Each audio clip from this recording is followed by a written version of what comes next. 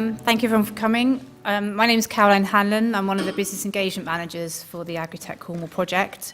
I'm going to give a quick overview of the wider Agri-tech project and the level of support available through all the partner organisations involved.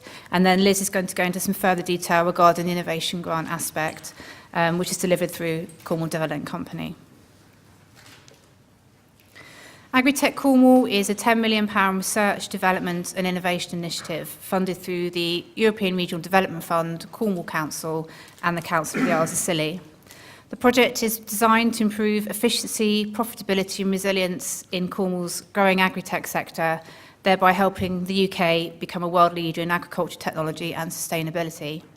The project is led by Duchy College Royal Business School, and that's in partnership with leading research institutions, the Universities of Exeter, Plymouth, Rothamsted Research, as well as Cornwall Development Company. There are 4 research themes that have been identified as a priority. These are animal health and welfare in livestock, maximising soil, water and nutrient use efficiency for sustainable crop and livestock production, improving the productivity of specialty crop production and utilising technology to drive agri-tech productivity and innovation. Please note this list isn't exhaustive, so if there are any other areas you think should be covered, please come and speak to us and discuss any that might be relevant. Applicants can be from any ERDF eligible sector, providing the research supports growth, productivity or market development in agri-tech, i.e. the sector providing innovative goods and services for agriculture, horticulture and food sectors.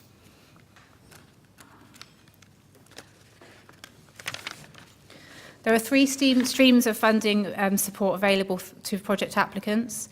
The first one are the innovation grants for project costs ranging from £2,500 to £50,000. These are delivered through Cornwall Development Company and can contribute towards various costs, such as research and development feasibility studies, purchase of equipment for RD&I, or employment of specialists to undertake direct research. Liz will go into a bit more detail about this in a moment. The second stream is the collaborative research grants. This funding is available towards larger RD&I projects over £50,000, and support is delivered through the research partners previously mentioned. Researchers from these institutions will collaborate with small and medium-sized Cornish companies and share their expertise to search and develop the future sustainability of the agri-tech sector. The third stream is graduate placement support available through Unlocking Potential. This support helps businesses with the recruitment of an RD&I graduate to a relevant post for research within that SME, as well as the potential for a salary subsidy. To be eligible for any of this support, businesses must be based or be setting up in Cornwall or the Isles of Scilly, have fewer than 250 employees and less than €50 million annual turnover. I'm now going to pass over to Liz, who will cover the innovation grant in more detail.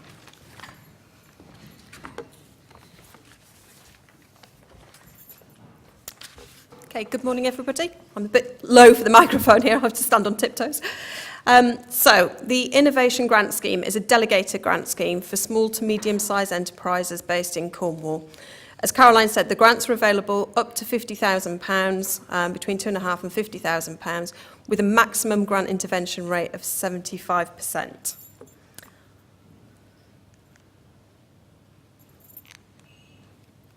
Okay. So the whole purpose of the funding is to develop activity in research, development and innovations. In layman's terms, we don't want a duplication of products that are already available on the market for people to go out and buy. This isn't about someone going out and buying a robotic milking machine. If you can buy the product now, it's not available for funding through this grant scheme. That's not to say that it's not available for funding, or there's not funding available for that type of investment through other grant schemes. We're looking at research, development and innovation, feasibility studies, commissioning specialist research, or the purchase of equipment for RD&I activity. So, what is innovation? We're looking for new ideas or adaptations of existing products to meet the industry needs so that products can be sold and subsequently grow the economy of Cornwall. We're looking for sales and jobs for Cornwall at the end of the day. This project is funded through the ESIF investment programme, so the idea is that any investment will ultimately grow the economy of Cornwall. Okay, the dreaded application process. It looks very complicated and there are forms to be filled in and conditions to be met. However, where possible, we have streamlined this to make the application process as simple as we can. And we've also made, while staying ERDF compliant. The main thing to point out is it's a two-stage application process. An applicant puts in an expression of interest that is scored and assessed. We look at whether it's something that the programme as a whole wants to invest in.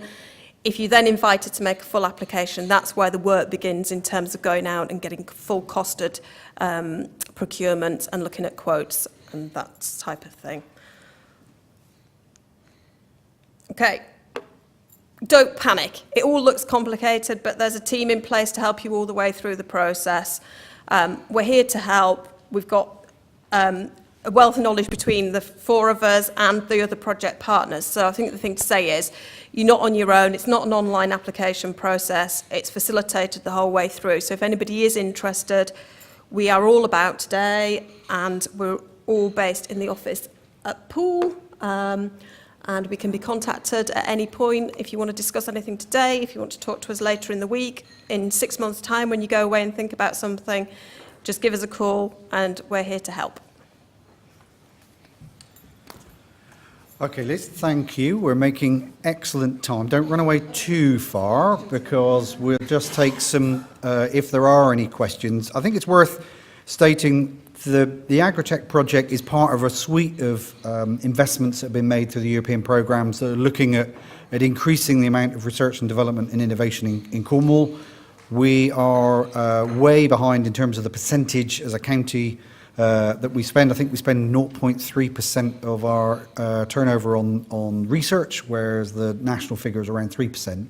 So there are other schemes that are looking at marine technology, and space technology and other activity. But we're here today to talk about Agri-tech.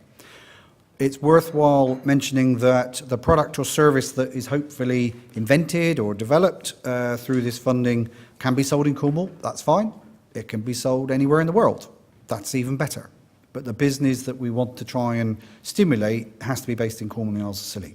So happy to take any questions if anybody's got them. If not, what we'll do is crack into the presentations. So anybody got a question? Yes. Any examples of case studies where the funding has been used? Okay, what I'm going to do, because the microphone won't pick that up, is the question was around, are there any case studies of what's been funded? No, not through this scheme yet. We do have one project that is gone through this first stage and is now in the process of making a full application.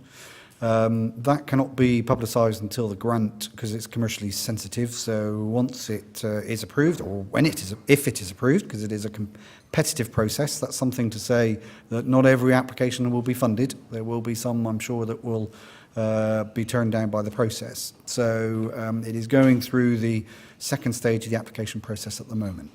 There is also national agri-tech strategy, and there are agri-tech innovation centres around the country, so there are projects that have been funded through that route, but not through this route at the moment.